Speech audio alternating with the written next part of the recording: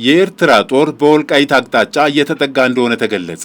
የኤርትራ ወታደሮች ወደ ትግራይ በስፋት መግባታቸውን ዓለም አቀፉ ተቋም ይፋ አድርጓል። ሻዕቢያና ህወሓት ጦራቸውን በተለያዩ አቅጣጫዎች ወደ ውጊያ ግንባሮች እያስጠጉ መሆኑን ክሪቲካል ትሪት የተሰኘ የግጭት ሁኔታዎችን የሚተነትን ተቋም አስታውቋል። በኢትዮጵያ መንግስት ላይ ጦርነት ለመክፈት የተስማሙት ሁለቱ ኃይሎች በዋናነት በሁለት አቅጣጫዎች ጦራቸውን ወደ ድንበር አንቀሳቅሰዋል ተብሏል። ህወሓት ወደ አማራና አፋር አዋሳኝ አካባቢዎች ኃይሉን አስጠግቷል። በሌላ በኩል ሻዕቢያ ጦሩን ያስጠጋበት አንደኛው ግንባር ኢትዮጵያ፣ ኤርትራና ሱዳን በሚዋሰኑበት በወልቃይት በኩል መሆኑን የክሪቲካል ትሪት ሪፖርት ያመለክታል። የኢሳያስ አፈወርቂ አስተዳደር በወልቃይት በኩል ከተከዜ በቅርብ ርቀት ላይ ማስፈሩን የተቋሙ ሪፖርት ያመላከተ ሲሆን በዚያው አቅራቢያ የህወሓቱ አርሚ 7 ታንክ ጭምር ታጥቆ ሸረሪና ላይ በተጠንቀቅ ቆሟል።